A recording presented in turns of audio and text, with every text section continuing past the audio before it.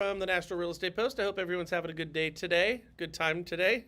You just saw Kian and Thomas. Kian's a big one. Thomas ain't no slouch either. How tall are you? 6'2". Yeah, just to give you an idea how big Kian is. Thomas is 6'2". Looks like a pipsqueak next to that other fella. Who, by the way, was lineman at USC. He's very thrilled about USC's efforts over the weekend against the Cardinals of Stanford. We are now doing a head coach search. They're now doing a head coach search. Exactly. Exactly. Oh, let's see what's going on. Football just started. I wonder if everybody had a great time. That's kind of like Christmas for me. I hate to say it, but it's true. It is kind of Christmas for me. Unless you're a Packer fan. Yeah, exactly. Aaron Rodgers got exactly what he deserved. He's a little bit too much, isn't he? So, yeah, that's we had that over the weekend. The playoff run for baseball is kind of starting, right? Like October. Well, let's see, September, October. You know, October's coming right around the corner. Yeah. Who, by the way, is Mr. October?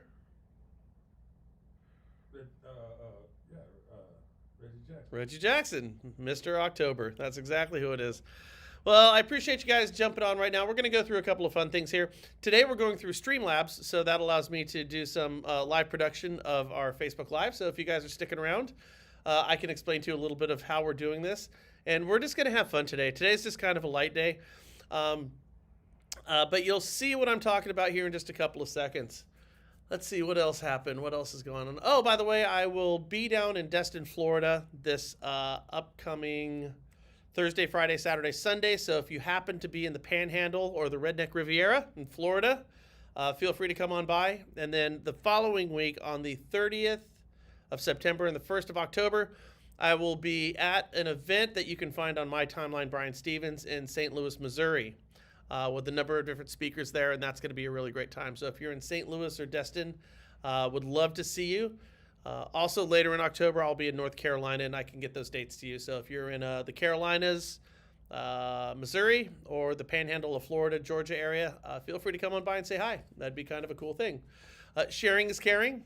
That's just kind of how this whole thing works out. When you hit the share button, it helps me bring this stuff to you on a much more regular basis. So let's start talking about how we can go ahead and produce these things live. What we're looking at here, guys, is this is the median expectation of home price, and this is the median point prediction. But before we get to this one, what I want to do is I want to show you this one right. Oh, I thought I brought it up. Let me see. No, we'll get over to that one. Okay. So you'll notice here, this is, all right, so the median point prediction. Now, prediction is when we have our economists who are going out there and saying what they expect to have happen. The median expectation is what, Jane and Joe buyer, Jane and Joe home seller, Jane and Joe citizen think what is going to happen with real estate prices. So these aren't actual numbers in terms of what took place with real estate. This is what the prediction of what was going to take place with real estate, and this is what the expectation obviously is that line in blue. Now you'll notice, see that big dip there, that big precipitous dip off? That dip right there that you're looking at is, that would be, let me see if I can move this up here. There we go. So that would be at the beginning of COVID. Okay, so you'll notice here that it's right after 2020. We see that big drop both in expectation and in prediction. The prediction seems to be more pointed, which I find kind of odd. You would assume the professional prognosticators out there who are predicting what's going to happen with home prices would be a little bit more tempered in their responses than your average person who's on the streets would be.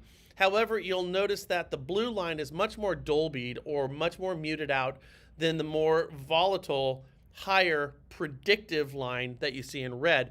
However, both of these numbers seem to track side by side, don't they? The red, again, has higher highs and lower lows, but the predictive and the expectation in terms of home prices are relatively similar.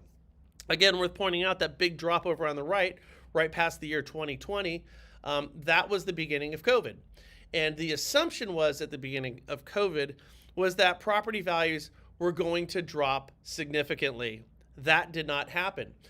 It is worth pointing out, again, when we think of the predictive models here from all the professional prognosticators, This number goes in side by side or in hand with the fintech companies, the iBuying companies that are out there, the OfferPad, Opendoor, and Zillow. You may remember at the beginning of 2020, all three of those companies scuttled all of their contracts that they had or that they had gotten into all across the country. They broke every contract that they could because they were part of the predictive model that said property values were going to tank. And because property values were going to tank, they didn't want to get caught with a bunch of upside down equity. So what they did was they, frankly, I don't know if it was illegally, but certainly unethically, broke contracts with folks whose homes they said that they were going to buy. So when we start to think of like the predictive models rather than the expective models, and we say, well, we would assume that the professionals out there wouldn't be as hyperbolic as the average person on the street, you need not look further than all the economists who are working for the iBuyers, the fintech companies out there who broke all those contracts. They did that because they believed in the predictive model, which said we were going to crash and burn. It is worth pointing out that in February, March, April, and May of 2020, when COVID really got cooking, none of that shit really ever took place at all. So the predictive and the expected models, neither one of them were accurate, were they? But that's kind of where we're at. Now, I want you to take your eyes and push them all the way over to the right. And again, this is our predictive model and our expected models here. And again, the predictive is much more up and down than the expected here. But you'll notice that they're both trending down, meaning both the professional and the average person on the streets expect to see property values start to cool down. Now, they both expect the market to cool down. They do not expect property values to go down. They expect them to go up at a slightly lower pace. Even though we see those, the red with a very pronounced downward trajectory and the blue with a slight downward trajectory, the assumption might be that the predictive and expected models say that property values are going to go down. That is not the truth because we have not hit the median. The median line would be that 0. So look over on your left-hand side. You see the 10, 8, 6, 4, 2, and 0. That line would need to get below the 0 in order for property values to go down.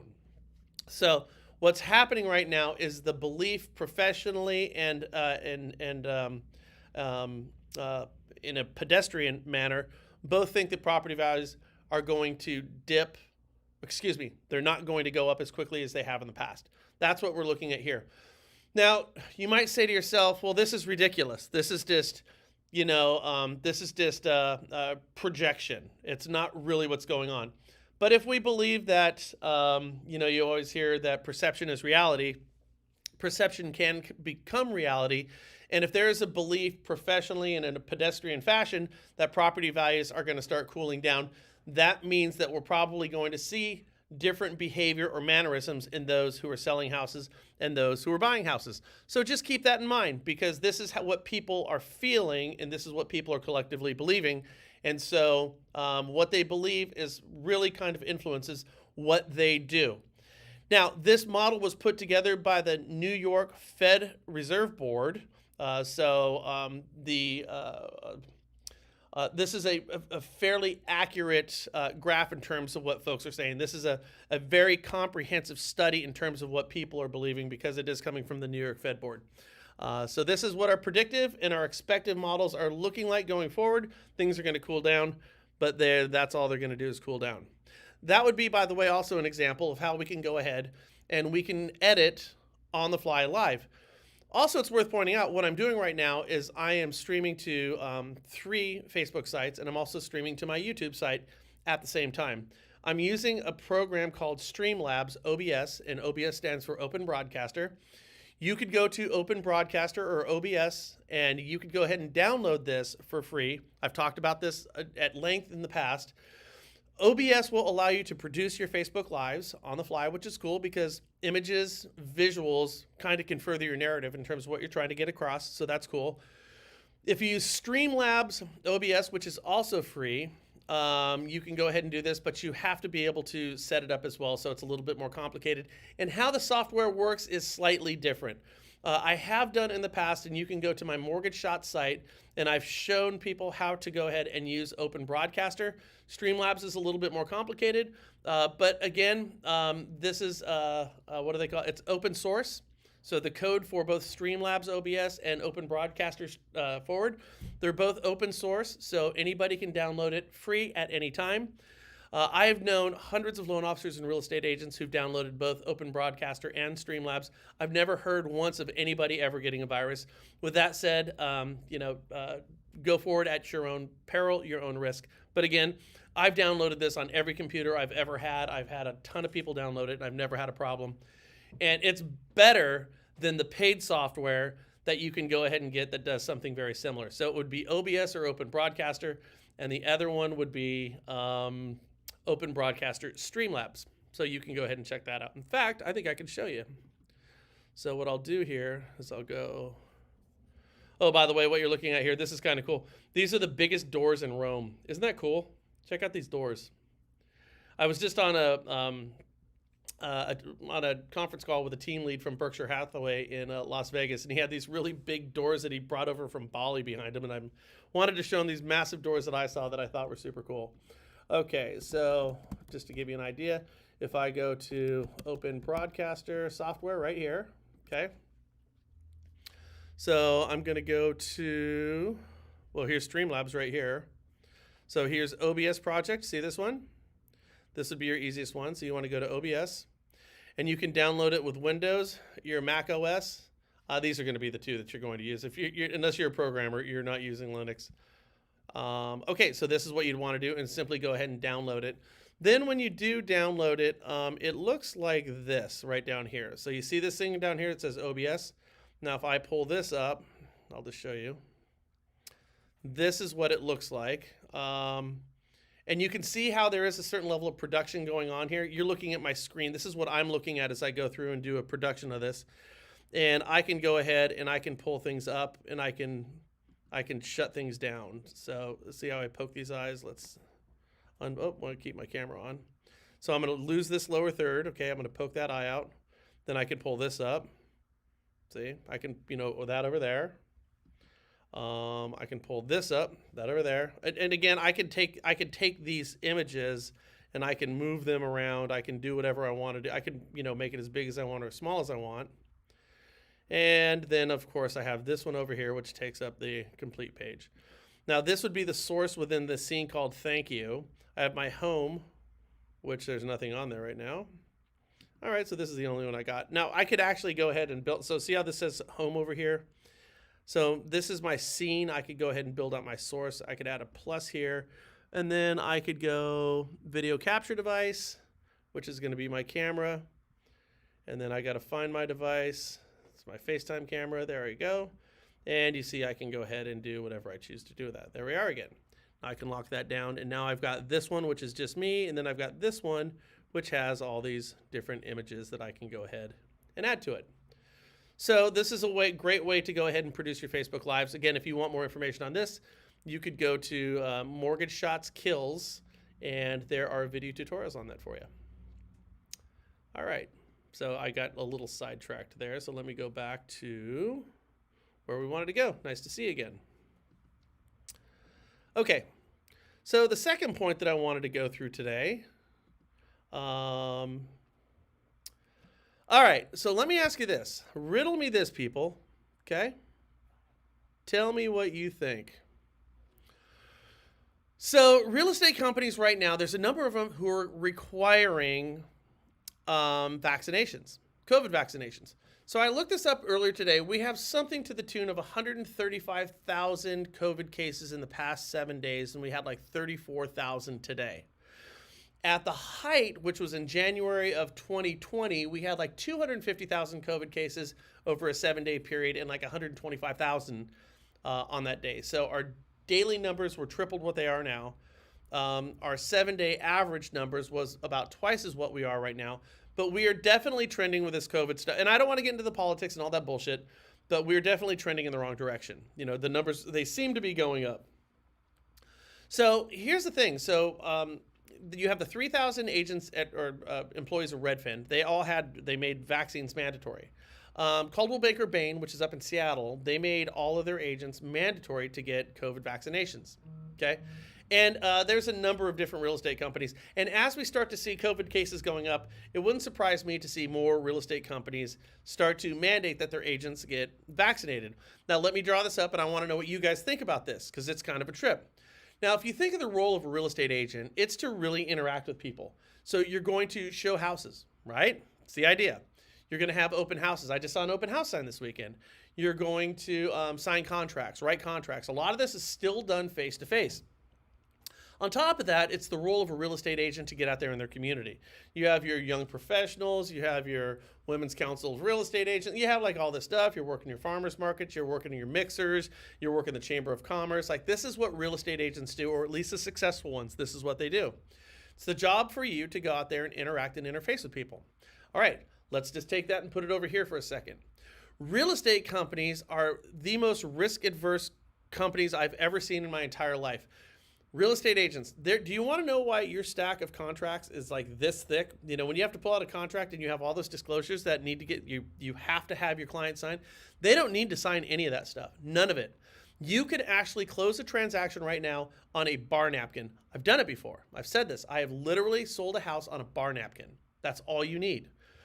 Now, all those disclosures are in there to protect you, to protect your broker, not to protect your client. Real estate agents always, when they go talk to a client, they say, well, when you come work with our brokerage, you have the full strength and might of our brokerage behind you in the event that something were to go wrong.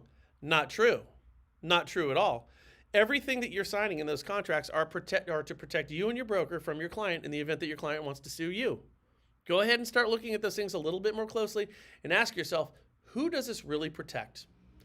You're signing this to say that you've been disclosed this. You're signing this to say that you've got this. You're signing this to say you got your pest report. You're signing this to say that you got your whole house inspection. You're signing this to say, like when you're signing this to say you got your natural hazard. Like, all of that is to protect you from your client wanting to sue you. So when you look at real estate brokerages, these brokers, they wake up and go to bed talking about lawsuits. I even hear this from multiple listing systems. I work with MLSs all across the country, and I've done so for years now. And they're remarkable. Everything is about a lawsuit. Like, everybody wants to go sue real estate agents. I don't think they do, but it's funny how much that the whole idea, the notion of getting sued, controls the narrative within the real estate community. It's crazy. You know who gets sued a lot is mortgage lenders. And they don't talk about lawsuits half as much as real estate agents do. But anyways, here's my point. You're a real estate agent and you don't get a vaccine. I'm just saying, hypothetically, I'm drawing this up. Tell me if I'm wrong. You're a real estate agent. You don't get a vaccine. You catch COVID.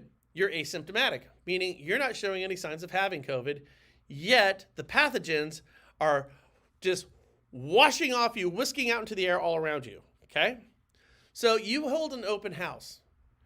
20 people come through, 10 people get COVID, 3 people go to the hospital. You didn't disclose to them that you did not get vaccinated, and they can go ahead and they can trace that back to you. Can they sue you? Would they sue you? If my child was in a hospital because you didn't disclose to me that you didn't get a vaccine, I'm not saying I'd sue you, but I'm saying some people would. You have a client, you're asymptomatic. They come to your office, you fill out a contract with them. 5 days later, they come down with COVID, they find themselves on a respirator. They trace it back to you. Can they sue you? Yes or no? Well, they can sue. You can sue anyone for you could sue me for talking about this if you wanted to. Okay. So you start to think about these things. And, again, first of all, one, if there was a lawsuit, it would be frivolous in nature. It just would. But that doesn't mean that it's not going to get filed. Frivolous lawsuits happen. This is America. If there's one thing we're good at, it's filing lawsuits for no good reason. Okay. But two, when you look at an industry that is so concerned about risk mitigation, it's surprising that more brokerages don't require their agents whose job it is to interface with people, physically interact and interface with people on a regular basis. It is surprising that more brokerages have not come out this far and said that they think that their agents, mandate that their agents go ahead, the vaccine. I'm not even talking about if you think the vaccine works or it doesn't work. I don't want to have that conversation. I'll tell you this, I got the vaccine and then I got COVID super bad after I got the vaccine. Like 5 months later, it was really bad. But that's just my experience. I'm not saying it's for everybody, but that was my experience. So anyways, but it is kind of remarkable because when you look at an industry that's so risk adverse, who's so concerned about getting sued, and then you look at the role or the description of a real estate agent, then you have a brokerage who could go out there and say, we need you to get vaccinated. I'm just surprised it hasn't happened more. I will tell you this though, I do believe as we go forward, I think what's going to happen is as we start to see these COVID cases start to spike again, I think we're going to start to see more real estate companies coming off the bench and mandating that their agents get vaccinated. The question then becomes is how many agents are going to get vaccinated and how many of them are going to say, it's my rights not to get vaccinated. It is your rights not to get vaccinated too, by the way. And again, I don't care if you're for it or against it. It's your right not to get vaccinated, but it's also your broker's right to fire you if you don't get vaccinated, and that's what they mandate. It's kind of the same thing. Like, what would be a good example of this? You can't wear a shirt like with somebody flipping you off with the middle finger and like go to work you can't do that. Like there's certain things like your job requires of you, so to say that your boss can't require you to do certain things like get a vaccine, they absolutely can. And you absolutely can say no, and then they can absolutely fire you. So we'll see as we go forward what's going to happen with these, vaccine requirements. I'd be curious to see what you guys think, and if you guys can put that in the comments, because there's a lot of people who have real strong opinions on this either way. All right, let's go into my third point here, and this is kind of the fun one. You guys are going to get, I'll tell you what I would really like. Here's what I want to do. So CNBC put together, this is great, and I'm going to show it to you in a second. CNBC put together a budget. They put together a budget of a 25-year-old who makes $100,000 a year. So they said, here's how your average 25-year-old who makes $100,000 a year spends their money. Now, being a loan officer, I've had my hand in a whole bunch of budget letters over 25 years. You sit down with your clients and you kind of get to know what people, as a loan officer, you totally get to know what people's spending habits are. You look at their credit reports. I remember one time, there was a guy, and this was back like in 1995, and there was a guy who had like a $1,200 car payment, which was big at the time. Your average car payment back then was like $300. I shit you not. I go to this guy. I said, you got a $1,200 car payment. I said, what the hell are you driving? Swear to God. The guy goes, yeah, and I put $40,000 down on it too. Swear to God, that's what he said. He was a flight surgeon living in Germany, and he bought some rare Porsche for, like $100,000 and some odd $1,000. So anyways. You get to understand what people's spending habits are. And so you get to realize what's realistic and what's unrealistic. So CNBC, which is supposed to be the finance of the NBC stations, is giving us what they believe the spending habits of the profile of a 25-year-old kid who makes $100,000 a year. I looked at this and I almost pissed my pants. I started laughing so hard. Now, let's give credit where credit is due. I saw this from one of my friends named Brandon Himmler. He's a good friend who lives out in Gilbert, Arizona. He posted this on Twitter, and he said something like, "Are you shitting me? You must be high," or something like that. And I laughed because that was about what my response was. So let's look at what CNBC thinks a 25-year-old who makes $100,000, how they spend their money. Let's see if it's realistic or not. And then I will tell you what I think the modifications to this budget letter would look like. I don't know. Maybe I've been wrapped up in loans too long because I find this stuff like super, super funny. There we go. Okay. Left, okay? So I'm starting with rent, $825. Now, where I live, $825 wouldn't get you a dog shed. You couldn't rent a dog shed for $825, okay? Nevertheless, you make $100,000 a year. That's what you're paying in rent. Assuming you're renting a room somewhere in, Nebraska, maybe you could get it for $825. But that seems wildly low. Now, if you look over on the left, we have donations there. This is the one that cracks me up. So look at that. Nearly 25% of a 25-year-old's budget is going to go to donating their money. $615 a month. Now, what 25-year-old is donating 620 or 615 bucks a month. I mean, seriously.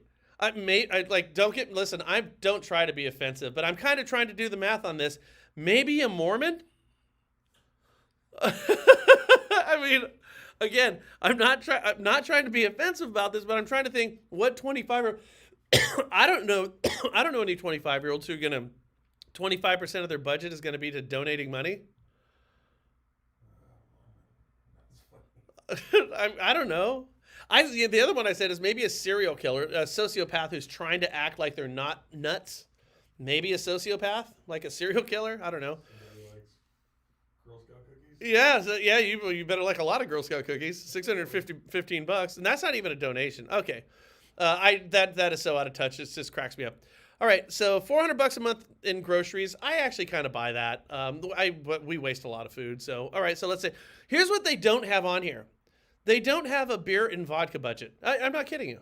Right. Like what? So I guess that $400 includes, your football just started. Who's what 25-year-old kid's not drinking beer? Maybe that's part of the donations. Yeah, maybe that's part of the donations. All right. Okay, health insurance, $270. I say this on our show tomorrow. By the way, what I spend for insurance, now this is for my family, who we are by and large, we are not sick. I shit you not. Right now, I spend $3,200 a month for insurance. That's what I personally pay out of pocket every single month, $3,200 for insurance. And I don't have anybody in my family who's sick. So I don't know. So $270, I guess so. I think, so it's a graduated scale in terms of what you're going to pay for your health insurance, at least out here in California. Some kid who's 25 years old who's making $100,000 a month, he's paying more than $270 a month. But this is how CNBC sees the world. Okay, dining out, $250 a month. If you're eating fast food, if you're going maybe to a Applebee's and you're not having a beer or anything like that. But I'm serious, like when I go out with a couple of friends, $250 is almost like what one meal costs, maybe two. So again, a 25-year-old kid who's going to be much more social than a 49-year-old Brian, I find $250 a month wildly low. Utilities, $195 a month. I guess so. I don't know. I guess if you're, living in one room because you're paying $825 a month in rent, maybe. Transportation, $130. All right, if you're living in New York and you're getting a subway pass, maybe. What about if you have a car? See, if you have a car, do you have a car payment? Maybe. What about gas? What about insurance? I don't see insurance on here at all, do you? I don't see it. So $130, that's assuming that they own their car free and clear. And and they don't have that far of a commute. A lot of, again, I find that wildly low. I think most 25-year-old kids have a car payment. Just told you about one who had a $1,300 car payment. Okay, cell phone, $40 a month. I don't know if you have one of these off-brand cell phone providers, but I think 25-year-old kids like to have the good service providers, and they want to have all the anytime minutes, and they like to stream. And I think $40 a month is unbelievably low on that. So I think that should probably be double. Here's one I like the best: house cleaning. How many 25-year-old kids do you know have a house cleaner? And how many house cleaners are going to clean a house for $30 a month? I want her number. How many house cleaners are going to clean the house of a 25-year-old kid for $30 a month? I mean, 25-year-old kids are filthy pigs. Like a house cleaner for $30 a month, they wouldn't clean my house, and I clean my house. Like my wife will clean the house before a house cleaner comes over, type of thing. $30 a month for a house cleaner. Like, where did they pull this number? Now, keep in mind, this is CNBC. This is a site that touts itself as understanding finance, mortgage finance, real estate finance better than any other site. And this is the budget they came up with for a 25-year-old kid making $100,000. A house cleaner, $30 a month. And then the other one, which is almost equally as laughable, is internet for $20 a month. If there's one thing I know about 25-year-old kids, especially upwardly mobile 25-year-old kids who are making $100,000 a month, they don't want shitty internet. And I don't even know if you can get internet for $20 a month, but I guarantee you that's not going to be the one that they want to get. Like for me personally, I have commercial internet in my house because I want my stuff fast and I want as much as humanly possible. And I think 25-year-old kids are going to be in the same boat. So when I look at this budget, monthly spending, of a 25-year-old kid making $100,000 a year. I just think this is so completely out of whack. It's unbelievable. I'll give you real quickly how mine would go. Okay, mine goes something like this. All right, hold on a second here. Let me just pull it up over here. Give me a second, guys. And here's what this is Brian Stevens when he was 25 years old. Brian Stevens alive today. I was hypothetically 25 years old, making $100,000 a year. Okay, rent $2,000 a month. And I would be thrilled to get $2,000 a month where we're living right here. That would be on the low end. Seriously, $2,000 a month. Donations, zero. It's just ridiculous to assume that some 25-year-old kid's going to donate money. Okay, groceries, $400 a month. I'm going to say $200 a month, okay? Because I eat out a lot. And $200 a month, I'm going to be able to get the type of stuff I want to get. I'm going to put $400 a month for vodka and beer. No, excuse me. I'm going to put $400 a month for, you better make that $600 a month, for vodka, beer, and whiskey, okay? And by the way, I'm not drinking it all, but I'm going to have it at my house and people are going to come over. All right, health insurance, I'm 25 years old. That's a big whopping zero. I'm not paying anything because I'm 25 years old and I'm absolutely invincible, so who needs health care? Dining out, $2,000 a month. That's a big one here because remember, you're 25 years old, you're upwardly mobile. Chances are you're dating, unless you're a hermit. So you're going to have to spend some cash. I'm going $2,500 a month. Utilities, I'll take the $200. Transportation, you're going to have to say $400. I mean, it's going to have to be $400. Figure a car payment. I've never thought a car payment over $300 made sense. I don't need to drive something fancy. So say a $200 car payment, $200 for gas and insurance, $400, I'm good there. Cell phone, it's got to be at least $80 a month there. House cleaner, zero. Are you kidding me? That one's ridiculous. Internet, I'm going to say $140 a month. I want commercial, fast, out of control internet. That's what we have to have there. Here's what they also don't put in here. Think about this. What about revolving debt? What 25-year-old kid doesn't accidentally get themselves screwed up with some type of credit card? Right? So you got to say $200-$300 in revolving debt. What about general mayhem? Going to a baseball game, going out to a club. Dental work. You know, I mean, just general mayhem. You say, and what traveling? You know, going places. You know, being impulsive. You got to add another $400 or $500 a month in for something like that, right? Concert tickets, exactly. Like that's not even a part of any of this stuff. I mean, so you have to figure that into the equation as well. What was the other one that we were talking about on this? Cover charge. No, that's buying girls drinks. Yeah, well, that we got that in dating. I said $2,000 a month in dating. It's, you know, you're gonna go out and have drinks. Maybe that's part of general mayhem. But I'm thinking like going out with the dudes. You know, maybe going skiing. You know, getting a lift ticket. You know, things like that. What about incidentals on here? There's absolutely no room for incidentals. You got to put another $1,000 in here for incidentals. Right. So now my budget here is going to be probably about $6,000 a month, $7,000 a month. They've got this one at $2,775, which is absolutely, and this is donating $615. Here's the whole point. Not all 25-year-olds are built the same. They're not. But I'll tell you this. My 25-year-old is going to have a hell of a lot more fun in life and be a hell of a lot more well-rounded than CNBC's 25-year-old. That's what I think.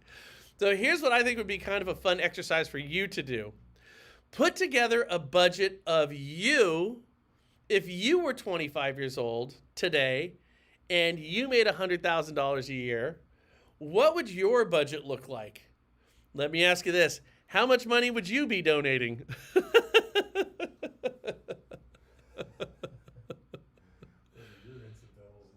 I know. What do your incidentals look like? Oh, goodness. It is kind of a fun exercise. I spent a couple hours just on and off, just kind of laughing about this thing today and just thinking about different ways that you know, young kids spend money and what they do. And so it is kind of fun. But now I'll tell you this. So if you go and you look at different sites to try to find your news, to try to find your bearings about finance and business, and CNBC is one of those sites, those trusted sites that you go to, that you believe in, that you think is really focused, grounded, and going in the right direction, I want you to remember this. CNBC thinks that 25-year-old kids donate $615 a month. Oh, goodness. I find that stuff funny. Anyways, what a great week we have going forward. Again, make sure that you forward and share. I will be in Destin, Florida this Thursday, Friday, Saturday, Sunday. If you're going to be in the Redneck Riviera, the Panhandle of Florida, would love to see you in Destin, Florida. You can reach out to me at Brian Stevens. The 30th and the 1st, the 30th of this month and the 1st of October, I will be in Missouri. Would love to see you there. And then mid-October, I will be in the Carolinas. So if you are in the Carolinas, Missouri, or in the Panhandle of Florida, Georgia, that area, and you'd like to get together and say hi, would love to see you guys. This is going to be the traveling season coming up. And so hopefully, as we're going around to different places, I'll have a chance to actually get to meet some of you folks. With that said, you guys make it a great day, and I cannot wait to see you again until tomorrow. Go Giants. Take it easy, guys.